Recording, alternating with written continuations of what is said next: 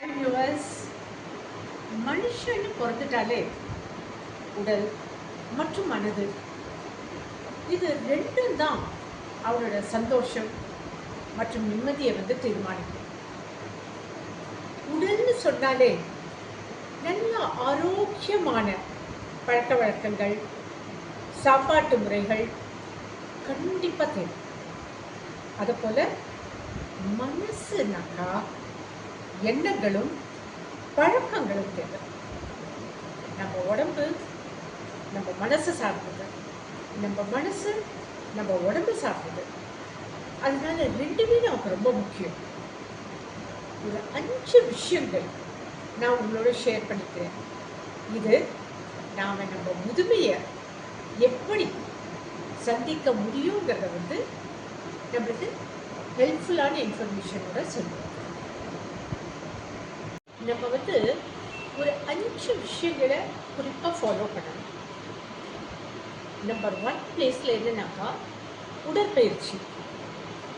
எவ்வளவு வயசானாலும் நடைப்பயிற்சிங்கிறத நம்ம விட்டுடவே கூடாது. ஒரு இடத்துல முடங்கிடாம நாம் நடந்தால் மட்டுமே நம்மளோட மொபிலிட்டி என்றைக்குமே நம்ம கூட தக்க வச்சுக்க முடியும். ரெண்டாவதா, நடைப்பயிற்சிக்கு அப்புறமா சமூகத்தோட நம்மளுக்கு இருக்கக்கூடிய ஒரு ஈடுபாடு. என்றைக்குமே உங்களை தனிமைப்படுத்திக்காதீங்க. சமூகத்தில் ஒரு ஈடுபாட்டோடு இருங்க. உங்கள் நண்பர்களோட அடிக்கடி உரையாடுங்க. கோவில், பூங்கா போன்ற இடங்களுக்கு உங்கள் ஃப்ரெண்ட்ஸோட நடைப்பயிற்சியாக போங்க. நடைப்பயிற்சியாகும். அதே சமயத்தில் மற்றவங்களோட இணைந்து இருக்கவும், நம்மளை நாமே அப்டேட் பண்ணிக்கிறதுக்கு ஒரு வாய்ப்பாகவும் அது அமையும். ப்ளஸ் இந்த குழந்தைங்க இருக்காங்க இல்லையா, அவங்க கூட என்றைக்குமே சேர்ந்து இருங்க. ஏன்னா குழந்தைகள் தான் நம்மளுக்கு லைஃப் கொடுப்பாங்க. ஸோ நம்மளுடைய எண்ணங்கள், நம்மளுடைய மனசில் வரக்கூடிய ஒரு பாசிட்டிவ் வைப் எல்லாமே குழந்தைகளோடு இருக்கும்போது நல்லா அதிகமாக இருக்கும், மல்டிப்ளை ஆகும். இன்ஃபேக்ட் அவங்களுக்குள்ளே இருக்கிற ஒரு இன்னசென்ஸ் நமக்கு வரக்கூடிய வாய்ப்புகள் உண்டு. அடுத்தது புத்தகங்கள் கண்டிப்பாக படிக்கணுங்க. அது மாதிரி ஒரு பெஸ்ட்டு ஃப்ரெண்டு வேறு எதுவுமே கிடையாது. மனசை எப்பவுமே சந்தோஷமாக வச்சுக்கோங்க. சமூக ஈடுபாடுங்கிற பேரில் இந்த மொபைல் மற்றும் நெட்வொர்க்கில் இருந்து கொஞ்சம் ஒதுங்கி இருங்க. அதெல்லாம் நம்ம பொழுதுபோக்குக்கு தேவைதான், இல்லைன்னு நான் சொல்ல வரல. But at the same time அது நம்மளுக்கு கண்ணுக்கும் மற்றும் நம்ம தூக்கத்துக்கும் ஒரு எதிரியாக அமைஞ்சிடக்கூடாது. அதுக்காக தான் சொல்லுவேன். மூணாவதாக சொல்லணும்னாக்கா, நம்ம மூளையை நம்ம எப்பவும் சுறுசுறுப்பாக வச்சுக்கணும், ஆக்குபைடாக இருக்கணும். அது ஆக்குபைடாக இருக்க வேண்டியது பாசிட்டிவான விஷயங்கள்ல ஆக்குபைடாக இருக்கணும். புதுசாக சின்னதாக புது விஷயங்களை நம்ம கற்றுக்கணும். நம்ம ஆர்வம் என்றைக்குமே நம்மளுக்கு புதுசாக கற்றுக்கிறதுலேருந்து அதை விடக்கூடாது. அப்புறம் நம்ம இந்த பசில் சால்விங் எல்லாம் இருக்கு இல்லையா, அந்த மாதிரி விஷயத்துலலாம் நம்ம மனசை ஈடுபடுத்தும் போது நம்ம நிறைய விஷயங்களை நம்ம ஞாபகத்துக்கு கொண்டு வரும். இது இந்த மனநோய் வருது, அல்சீமியர் மாதிரியான வியாதிகள் வரதுலேருந்து நம்மளை ஓரளவுக்கு நல்லாவே காப்பாற்றுவோம். நம்ம கை கால் விரல்களுக்கெல்லாம் பயிற்சி கொடுக்கும் விதமாக சின்ன விளையாட்டுகள், ஃபார் எக்ஸாம்பிள் ரப்பர் பால் வச்சுன்னு நம்ம அதை ஸ்குவீஸ் பண்ணி எப்பவும் எந்த நேரமும் நம்ம நர்வ்ஸ்க்கு நம்ம ஒர்க் கொடுத்துருக்கலாம். அதே மாதிரி ட்ராயிங் பண்ணலாம், கலரிங் பண்ணலாம். இதெல்லாம் நம்ம ஆர்வத்தை அதிகப்படுத்துமே தவிர, சந்தோஷத்தை மல்டிப்ளை பண்ணுமே தவிர குறைக்காது. ஸோ நம்ம மூளை எப்பவும் சுறுசுறுப்பாக இருக்கும். அதனால நம்மளுக்குள்ள ஒரு லைஃப் தனியாக அப்படி பூ மாதிரி மலரும்.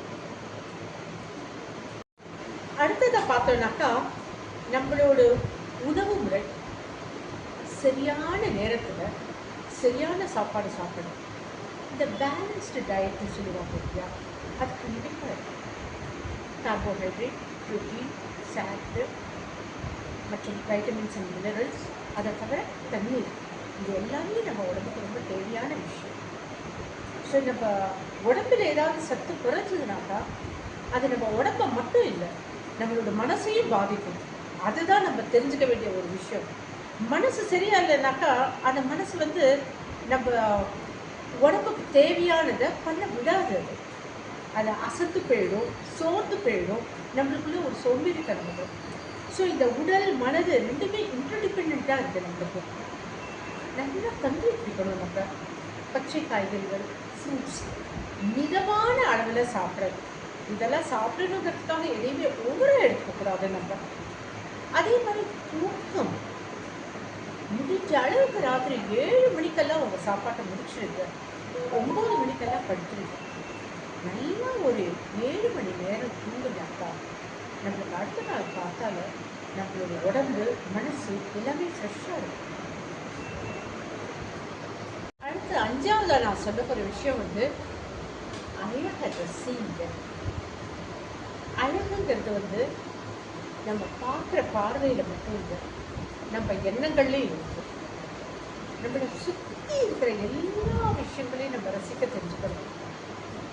எதுலேயும் நிதானமாக இருங்க, அவசரமே வேண்டாம். தியானம் செய்யறது ரொம்ப ரொம்ப நல்லது. தியானம் செய்யும் போது நம்ம மைண்ட் எங்கெல்லாம் போகும், அதை பற்றியெல்லாம் கவலைப்படக்கூடாது. அது பாட்டுக்கு போகட்டும், அது தன்னைத்தானே திரும்பி வரும் நம்ம கிட்ட. சின்ன சின்ன வயசுல நம்மளுக்கு நிறைய ஆசைகள் கனவுகள்லாம் இருந்திருக்கும். ஒரு சில காரணத்துக்காக அதை செய்ய முடியாமல் போயிருக்கலாம். பரவாயில்ல, நெவர் டூ லேட். இப்போவும் நம்மளுக்கு பிடிச்ச விஷயத்தெல்லாம் செய்ய ஆரம்பிக்கலாம். ஃபார் எக்ஸாம்பிள், பாடணும்னு ஆசை இருக்கிறவங்க பாடத்துக்கு ட்ரை பண்ணலாம். ஆடணும்னு நினைக்கிறவங்க ஆடலாம். எழுதணும்னு நினைக்கிறவங்க எழுதலாம். கற்பனை திறனை காட்டலாம். அதே மாதிரி படிக்கலாம். நிறைய விஷயங்களை தெரிஞ்சுக்கலாம். ஆக மொத்தம் நம்ம செய்கிற எல்லா விஷயமுமே நம்மளுக்கு ஒரு உற்சாகத்தை தரும். ரொம்ப முக்கியமாக பிபி, சுகர் இது ரெண்டும் இல்லைனாக்கா பெரிய நிம்மதிப்பா. ஒரு வேலை இருந்தால் கவலையே படாதீங்க. உங்கள் உடம்பையும் மனசையும் நல்லா பார்த்துட்டாலே, நல்ல மருந்துகள் எடுத்துட்டாலே நம்மளுக்குள்ள இருக்கிற இந்த பிரச்சனைகளை நம்ம சால்வ் பண்ணிக்கலாம்.